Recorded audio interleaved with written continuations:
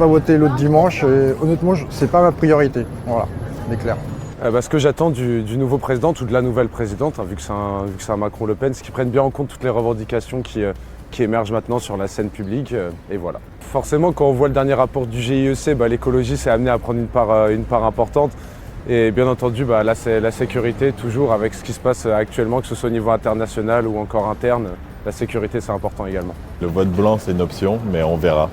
J'ai pas trop d'espoir dans ce qu'un président peut accomplir. En fait, je pense qu'un président peut détruire des choses, mais améliorer le quotidien, je suis pas sûr.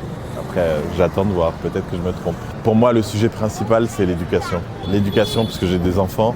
Et donc, j'ai vu en fait ce que le dernier quinquennat en fait, ça a produit sur l'éducation.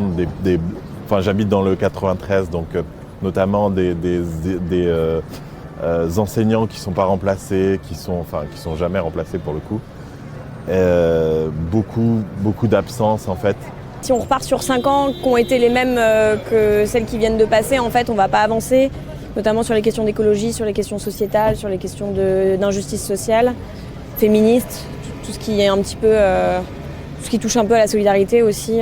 Voilà. J'ai l'impression qu'on n'avancera pas si on repart sur 5 ans exactement pareil. Et je pense qu'il faut que Emmanuel Macron comprenne que si on vote pour lui aujourd'hui, c'est pour faire barrage à l'extrême droite et il faut qu'il prenne en considération les gens qui n'ont pas voté pour lui au premier tour et pour quelles raisons ils ne l'ont pas fait et s'interroger par rapport à ça. C'est un vote par défaut. Mais bon, je peux encore changer, il reste encore 5 jours.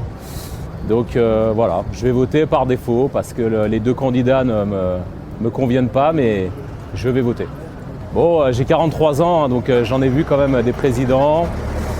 Je pense que les projets, c'est pas un problème de projet, c'est un problème de relations humaines vis-à-vis des gens. Et je pense que beaucoup de gens dans ce pays ne s'y retrouvent pas et ne se sentent pas écoutés. Ils voudraient juste qu'on les écoute un petit peu et qu'on les considère. Voilà. Après, ils n'attendent pas grand-chose. Donc je pense être un petit peu de cela. Le sujet, normalement, le principal, c'est l'éducation. Mais comme l'éducation n'est pas vraiment mise en valeur, l'éducation, c'est l'avenir. C'est les enfants, c'est la transmission.